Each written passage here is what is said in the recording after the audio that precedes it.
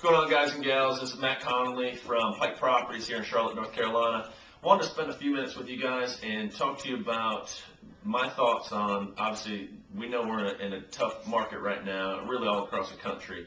And we're in real estate, and we've been there for at least a year or so. And it's interesting to hear all these people talk about all the real estate market and the tough times. Well, a lot of times when things are tough, if you're only used to doing one thing, well, they can be tough. And let's face it, general real estate right now is very difficult. So a lot of these realtors are finding a difficult time, but what a lot of people that are smart about things are actually rethinking how they work and what they work on. And a prime example is short sales. Obviously, some people are familiar with short sales and some are not. This isn't a video to explain short sales because I'd be here for an hour and a half. But what it is here to do is we're sitting in a short sale right now that we've got under contract to buy and renovate.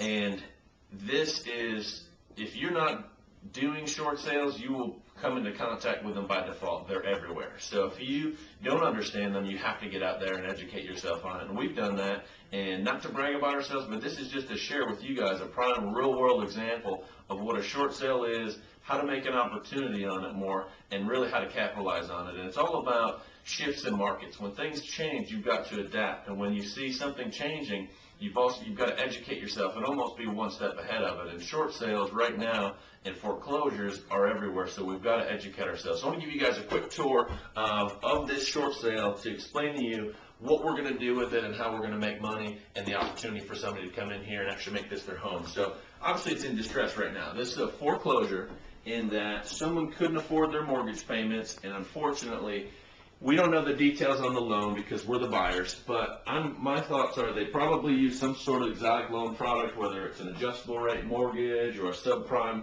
lender came in here, and right now the house is over leveraged. So what that means is a short sale, in a simple term, is what's owed on the property and what it's worth are two different things, and there's a gap in the middle. So what's owed is higher than what the property is actually worth. Now that can happen for a couple of reasons.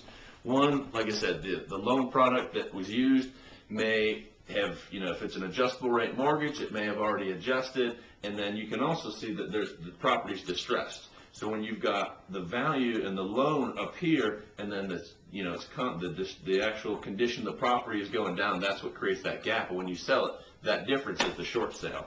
So what we've done is we've come in as the buyers and actually purchased the property, and our plan is to renovate it and actually to sell it to an end buyer. And we've actually done one already right around the corner, and it went really well. And this is actually identical property, ironically enough, so we already know all the stuff we're going to put in it.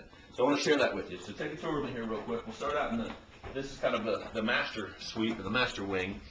We're going to redo the bathroom. It does need some repair, although it doesn't look too bad. We're going to save the vanity, but take out the whole floor. We've got to replace that because I got it inspected, and which everybody always should do. A lot of investors don't pay for inspections.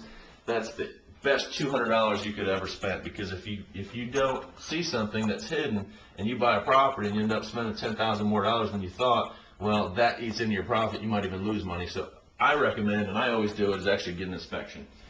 So the master itself is pretty simple, although it doesn't look real nice now. It's going to be easy. We're going to put hardwood floors in here because a lot of these houses in Coventry Woods actually have original hardwood floors in them. This actually does not, but what we are going to do is put them here, because to compete, and this is kind of real estate 101, you have to look as good or better than your competition. If I know that this neighborhood all has hardwood floors, well, guess what I have to put in mine? Hardwood floors, or else it's going to sit here for a while. You'll have to wait, an extra 30, 60 days for that person to come along that's willing to compromise, because, well, that house around the corner had hardwood floors. Boy, that looked real nice. So they're going to come in yours and almost expect that. So I know that because of the area. Like I said, we've done some renovations in here in the past. So we'll put hardwood floors, we'll paint it, put a ceiling fan, and that's it. You'll find, too, with us, we make smart decisions about what we put in a property and not overdo it, but you've got to put some sizzle features in there, but you can't skimp. I hate to see people when they buy a property and they skimp on it and it ends up sitting there and they wonder why. It's because they didn't do the things that they should have. And again, we're going to continue the hardwood floors coming out through here. We're going to put tile in the kitchen, so we've got a nice eat-in kitchen. So we'll go ahead and put probably a 16-inch tile, and I like it when you can put it on a 45. I think it looks nicer. So we'll probably do that in here. Take this molding down so that it actually expands the kitchen into, I guess, what I would call the den, and make it a nice big open space. And I think when you've got the hardwoods and a light color on the wall, it's really going to make this feel real big. And I think what we'll probably do is paint the den and this eating kitchen and the kitchen itself all one color to really make it feel like a big, almost a great room. The house was built in the early 70s, so the traditional sense of a great room, which are in obviously modern houses, wasn't the same here, but we can kind of get that same feeling, which people like, is the big open spaces. So what we'll do, the kitchen, this is again where I talk about making smart decisions. Some people would probably come in here and replace the cabinets, but if you look at it, they're not bad. So what we're going to do is actually paint them and put new hardware. So we'll put all new silver hardware on here, because the structure of the actual cabinet is fine. Again, that would be one that if you did it, it would probably cost you an extra $1,200 to $1,500 that you just don't necessarily have to do. So, but we will do the countertops, because we've got to make those nicer. So we've got to dress it up somehow. So the tile will do that. We'll put a nice countertop. I think we'll probably do a tile countertop and then put matching stainless appliances, which you can actually get pretty affordably these days. New sink, nice pull-out faucet, and some new lighting, and we're done. And it'll look real sharp. And the last room, this kind of opens up into a real nice big living room, which is on the front of the house. And the nice part about this one, it's actually got some molding already here, which actually is really, really, really nice. So the only couple things we've got to do in here is paint, and again, hardwood floors. So we're going to continue the hardwoods from that foyer and the den, bedroom area, and bring them all in here, so it'll really make this room feel even bigger.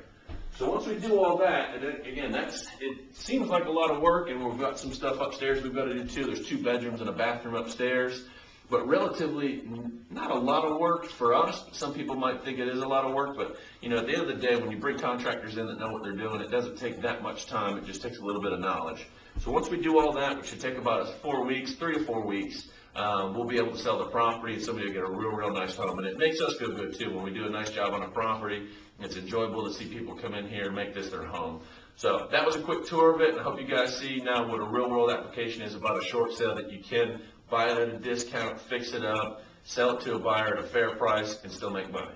Real Estate 101. Thanks, guys.